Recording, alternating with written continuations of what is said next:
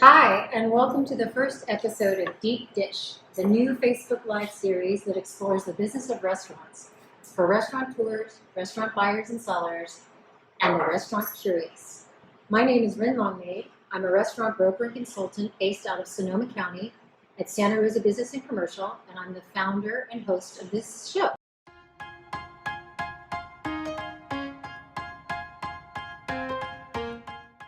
The series, Deep Dish, will stream monthly and focus on different topics such as how to buy and sell a restaurant, what's a restaurant broker, which is what I am, what are occupancy costs, and if you don't know what occupancy costs, they can literally make or break the success of a restaurant.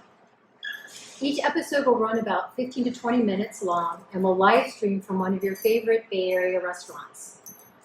In today's episode, the title is COVID-19, Renegotiating Lease Terms, and I'll be discussing this very fascinating and unique opportunity for restaurant operators to renegotiate lease terms to best support their success post-COVID. So let's talk about a little about where I am. We're streaming from Willie's Wine Bar in Santa Rosa. It's in the Town and Country Center, and I want to talk a little bit about this restaurant and the owners. So you want to go on a little walk with me, Ed? And actually, I need to grab one thing really quick.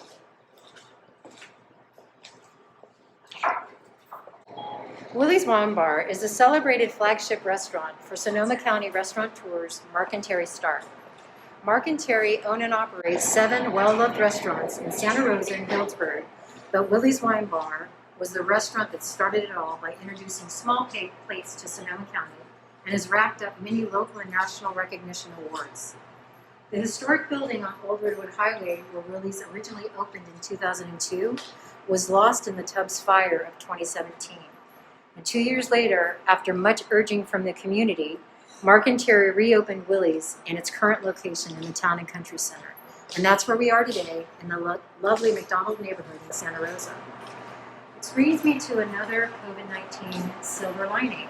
During the stay-at-home order, and for the first time in its 18-year history, Willie's has added cocktails to the menu. And I'm excited to say that toward the end of the episode, we'll saunter on over to the bar to get a glimpse of some of the creative and fabulous drinks Willie's will now be offering. And I might add, all those drinks will be packaged to go, so you can enjoy them at home. So Ed has been helping me walk through Willie's Wine Bar. You got to see the dining room. Some of you probably haven't even seen it since it opened. Here's a little smattering of outside seating. There's a whole nother outside seating area on the side. Ample seating for all kinds of outside seating or indoors dining. And then the lovely bar. Shall we go back? So one more COVID-19 silver lining is that as a result of this Facebook Live series, I'm offering a $50 gift card. It says Willie's Wine Bar on here, but you can use it at any of Mark and Terry's 7 locations. And in order to qualify for the giveaway, I'm going to ask you to do 2 things. If you will like this post and then place a comment, those 2 things have to happen. And then the winner will be randomly selected, and I'll announce that winner in the next episode, and I'll talk more about the next episode a little bit later. So let's see. Let's talk a little bit about me. So I'm a restaurant broker. What that means is I help people buy and sell restaurants, and I provide all kinds of services that support that. So I help people buy and sell commercial property. I help them put together commercial leases. I work closely with people when they're getting original Type 41 beer and wine licenses, or if they're going out into the open market to buy Type 47 and 48 full liquor licenses. That's the license that the Starks just put here at Willie's Wine Bar. I'll take clients all the way through the process of getting a liquor license and transferring that license with the ABC. Although a majority of my business, you have to forgive me, my mask is a little big. Although the majority of my business is based in Sonoma, Napa, and Marin counties, I'm licensed to work all over the state of California, and I work closely with clients as far-flung as Hollywood, Truckee, hi Hunter if you're watching Hollywood, Truckee, and Crescent City. So as far as the restaurant industry, I've had a really full and varied career in the restaurant industry. I started as a young chef in the kitchens of Tassajara and then went on to cook in kitchens in San Francisco. I owned my own restaurant, and I used to teach at the Culinary Institute of America out of Greystone. If you want to know more about me or about the services I offer, please check my website, and I believe Holly will be posting a link to my website in the feed. So on to today's topic, COVID-19, so the silver lining of COVID-19, renegotiating lease terms. And why is this such a big deal? You guys, I can't stress to you what a big deal this is. So once a lease is in place, it's in place. It's very rare, to the point that I've never seen it, that past lease terms are renegotiated. So now under COVID, we must renegotiate our lease terms. For some of you that are restaurateurs sitting out there, you're bound to leases that are 5, 10, 15, 20 years long, depending on if you have options and things like that. So it's really important that you understand what that means to renegotiate lease terms. And I want to stop here and clarify two things. Many of you, if you haven't done this, you're probably not surviving, have already, in the short term, negotiated lease terms. And what I mean by that is... Try to bring it up a little closer. Yeah. Sorry, it's giving me some direction about the microphone. Can I clip it onto myself? Yeah. How's that? I like that. Something bad's going to happen, I know it. There's two, in the short term, most restaurateurs have already been renegotiating lease terms in the short term. And those have probably been really informal, like in desperation, you're calling the landlord saying, look, the volatile atmosphere that I'm operating in where the COVID-19 restrictions are constantly changing, if you operate in any of the 9 Bay Area counties, that's you. You're asking your landlord to either reduce rent or abate rent, and maybe this is done really informally, like over the phone. So many of you have been operating like that. Today, I'm not talking about that today. I'm talking about what happens after the restrictions are lifted and you're operating at full capacity in your restaurant. And I'll come back to this idea about the short-term agreements that you guys have been coming up with. So this is what I propose. I propose that restaurateurs or any business owner look back historically to a year where they were operating normally. And I know that's a tall order for us, those of us who have had fires and things like that. But for the sake of this, let's go to 2019 and look at your profit loss statement for the year. And when do you think you're going to get back to those kind of sales in the post-COVID? And I would say you're going to know intuitively. It's going to be a guess when that's going to be. But I'm going to say, let's say it's 3 years in the future, and then you stage your rent from where you are now up to what you think you can support in, let's say, 3 years. I'm throwing these numbers out. All of these will be individual cases because I don't know how much term you're currently operating in your lease. So once you have an idea of what these gross sales are going to look like based on your historical numbers, you're going to do a percentage of those gross sales. And for most of us, our occupancy costs are about 7% of our gross sales. Now, I'm using that term occupancy costs. I'll talk more about that in a later episode. But for our purposes today, let's call it rent. So rent for a restaurateur is usually about 7% of your gross sales. So if you know what your gross sales are going to be in the next couple of years, you can calculate what you think your rent should be. And that's how you're going to build the case to renegotiate these terms with your landlord. One quick thing about that 7%. So 7% is a moving number. Like if you have a lease on the Healdsburg Square, in or around the square, you're paying more than 7%. You're probably paying 9 to 10% of your occupancy costs. But for our purposes today, we'll say 7%. So once you've calculated those two things, you have an idea of your ask. So I want to pause for a second. I know I'm saying a lot about numbers and formulas here. I'm happy if you want to reach out to me through my website. I'll put together a spreadsheet that actually gives a sample. Here's a profit loss statement. Here's projections into the next couple of years. Here's your financial ask. It would be a sample, and then you could actually use it, plug in your own numbers, plug in your own percentage of occupancy costs, and figure it out for yourself. But I want to say one more thing, and then I'll take a little break, and I'll see what's happening in the feed, and I'll answer some questions.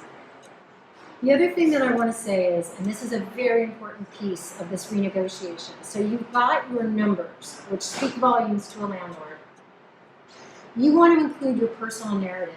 And inside of that personal narrative, you want to say, this is my business, this is how long I've operated here, this is what we're like involved in the community. You want to also talk to the landlord about all the improvements you've done to the premise in the building. So let's say at some point you had to replace the HVAC or the grease trap or the condenser on the walk-in. You know, some of these issues the landlord doesn't care about, but what these replacements and this maintenance says to the landlord, my tenant cares about the space, and that's what you want to say. I love this space and take care of it as if it were my own. You want to build that case. The other thing you might want to add is if you've had years of meeting your rent regularly and paying it in full, say that. Bring things that the landlord already knows, make those explicit. So I'm going to take a little break here, and I haven't had a chance to even log into the feed, but Holly, do I have any questions or anything that's been coming up? No questions? Okay, I'm going to insert a question in here as if it has been asked because it's important. Many of the clients that I work with, that are buying a restaurant, they get a lease assignment. And when a lease is assigned, that lease the lease terms come over to the buyer wholesale. So this idea of renegotiating lease terms doesn't just stand with the current operator. As buyers, there's so much opportunity to be renegotiating lease terms when you're buying a restaurant too. That's a really, really good thing. And I can talk to you more about that later if you want to reach out to me at another time through my website. So I'm going to hop back on. Okay, so now I'm going to talk about kind of the final thing about this idea of renegotiating your lease terms. The final thing you want to do, you want to reach out to your attorney before you make any action. And if you don't have an attorney, you want to run this by an attorney. So what you want to do, if you're going to be asking for this proposed lease term up into the next 3 years until you think you're going to be profitable again, you want to make sure that's not in conflict with terms you already have in your lease. Now, of course, you're asking for a different rent rate, but you want to make sure, show your landlord, I understand and know my lease, and an attorney can help with that. As a matter of fact, the attorney could probably help you with even more creative ways to support your ask, to support this request you're making of the landlord. So, and along those lines, when I was thinking about this, I reached out to my friend and my colleague. His name is Howard Klein. He's a noted real estate agent in California, and some of you know him because I've really strongly recommended that you watch some of his webinars. He's just brilliant, especially with this idea of renegotiating lease terms during COVID. He talks about complicated things very simply. He's engaged, he's a great listener, and he'll be joining me in 2 weeks, which will be January 21st, January 27th, on Wednesday at 1:30, and we'll be live streaming from the Gypsy Cafe. So if you give me 1 second, let me check my notes. So let me just say, so I'm going to say, you have a question? I've got a couple of them. Let's hear 'em. How long do you think it will take for the restaurant economy to rebalance after this huge upheaval? The question was, how long do I think the restaurant economy will rebalance due to this economic upheaval? I haven't the slightest idea. I don't have the slightest idea. You know, what I know is the restaurant industry is incredibly resilient, and it's where we spend all of our social time on some level is involved in the restaurant industry. But that's what I'm saying. I'm going to say, you restaurateur, you're going to build a case for why you think it's going to do what it does, just based on your historical sales. You don't have to point to some nebulous thing. What I would say is, after COVID restrictions are permanently lifted, after that happens, this is what I think. So you're embedding that unknown time into your ask. Okay. Another one, should any short-term verbal or informal agreements made previously regarding reduced rents, special arrangements, etc., because of the pandemic, be included in the document you are using to renegotiate your lease? Such a great question, and I was going to tackle that. So what the question was, should these lease terms that the restaurateurs have been negotiating in the short term be included in the discussions of this longer this proposal that you're making? And I'll say, well, you're going to use, like, you could be using that as a baseline, but here's where they meet. And if you don't hear anything in what I've said today, this is what you need to hear. Even in the short term, these lease terms that you might be that you've negotiated on the phone with your landlord, and your landlord's like, well, anyway, whatever you're negotiating, get it in writing. So let's say in the short term, today you're paying half your rent. You need that in writing, whether it's a text from your landlord or a mail, something mailed to you, something emailed to you, because even though your landlord has verbally approved it, you are currently in breach of your lease. This is a legal document that you are bound to. And unless you have it in writing, it leaves you very vulnerable. So now, let's go up into the future with this this lease proposal that you're going to make an ask about. What I would recommend is that your next step with this, you've got your narrative, you've had your attorney look at it, you have your numbers. Now what I would do is I would reach out to your landlord and say, look, I have an idea about how to move forward so that my restaurant can be successful and have a long-term lease with you. And I'd like to talk to you about it. Can we set up a time? So go ahead and set up the day and time to talk to your landlord, and then ask your landlord, how would you like me to get the proposal to you? So what I'm saying is make the appointment with your landlord before you send that document, because you want to make sure you can maintain that relationship and discuss the whole proposal with your landlord personally. Now, I know that some of you are leasing from like maybe an international corporation and there is no landlord. Well, what there is probably is a property manager who you've also had 5, 6, 7 years of experience with. Do the exact same thing. Reach out to that property manager, make a personal contact, tell them what you want to do, send them the proposal, and go over the proposal with them. And make a big ask. Make an ask that's bigger than what you actually need, because I can guarantee you the landlord's going to come back with a counteroffer. So make a bigger ask than what you need. So I'm going to pause for a second. Holly? We're good. And Yeah. we're going to have a cocktail for you shortly, so you Okay. can finish up whatever you need to. Okay, good. So any more questions or comments? I'm so sad I want to be watching the Facebook Live thing. I'm hoping that some of my friends are saying some loving things for me. Okay, so let's see. So let me take another break. I'm going to say, so those of you who are watching, you have the opportunity to win a $50 gift card. This says Willie's, but the gift card is good at any of the Stark restaurants. The way that you could win the gift card is you have to do two things. You're going to like this post and you're going to make a comment. And then once those comments are made, we're going to use some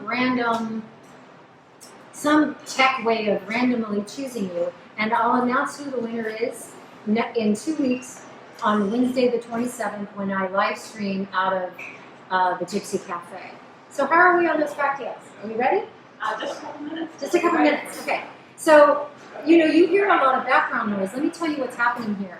So, Willie's Wine Bar is now open. It's a moving target, right? The hours are changing all the time.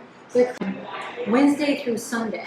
So, what you hear right now is there are people, there are chefs are in the back of the house and they're preparing for all the to-go orders that are going to happen. That's the noise that you're hearing. Everybody's socially distanced. Everybody's wearing masks. I don't know. Can you throw out a question? Got anything for me, Holly? Let's see. Let's look. We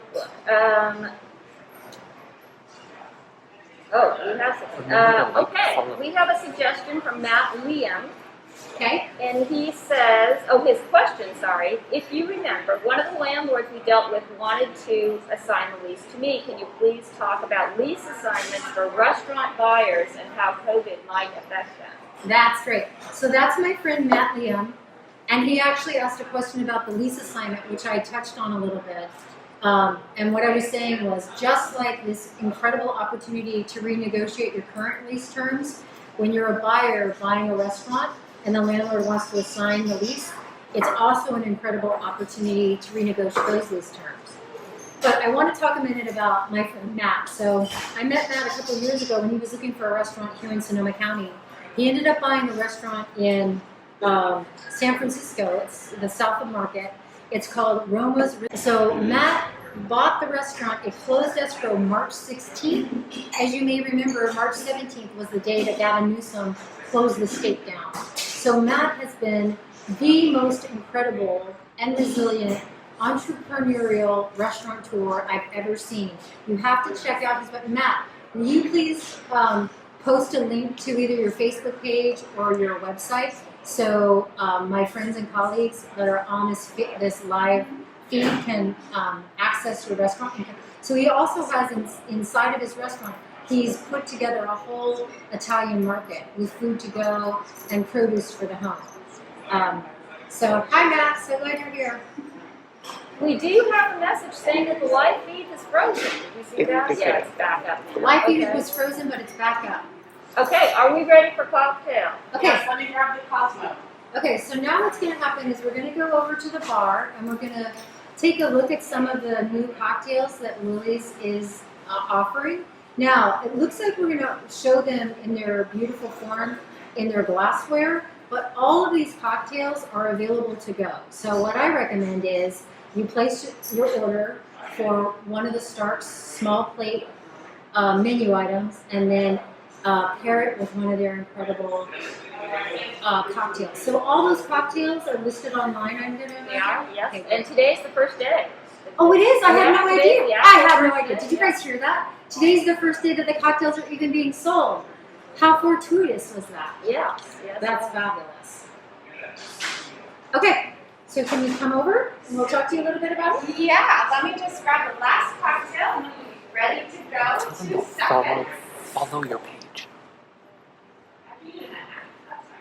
Okay, hold on a minute. Ed's trying to talk to me. Follow your page. Tell them to follow your page. Oh, also, thank you. You don't need that. He's so good. So in addition to liking this post and commenting, please follow my Facebook page. So this series is meant to be monthly, but I'll tell you what's going to happen. When I started digging into this topic, I realized that there's a lot here. So I've gone ahead and arranged for another episode to come to you, as I said, this month. So we'll be digging deeper into this topic with Howard Klein, the real estate professional, in 2 weeks. But typically, it's going to be 15 to 20 minutes.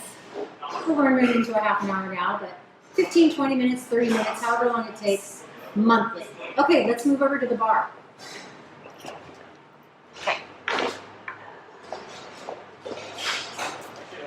So, what do we got here? So, the first thing we're going to do is our Manhattan to go.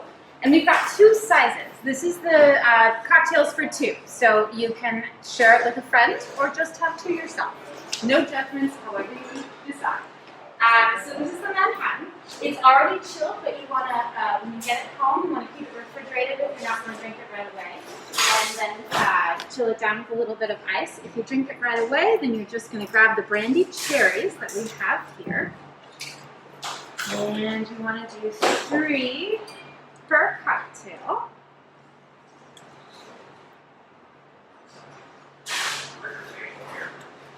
And shake.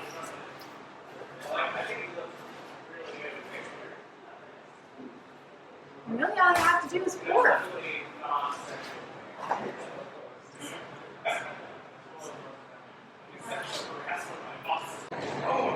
And it's as simple as that. It's gorgeous. So can I see just one more minute? Can I see the label really quickly? You can, there's a spelling error. That's adorable. That's okay.